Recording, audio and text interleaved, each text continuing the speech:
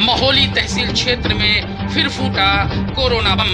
ब्रह्मावली में 8 और master colony में 3 व्यक्ति निकले कोरोना संक्रमित।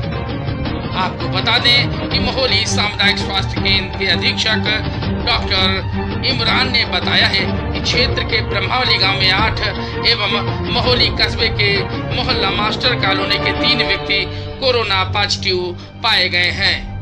सभी को एम्बुलेंस की सहायता से L1 अस्पताल भेजा गया है।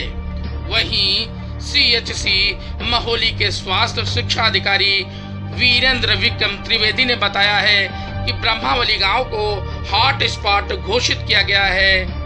श्री त्रिवेदी ने बताया कि संक्रमित व्यक्ति के घरों को सैनिटाइज कराने की प्रक्रिया शुरू करा दी गई है।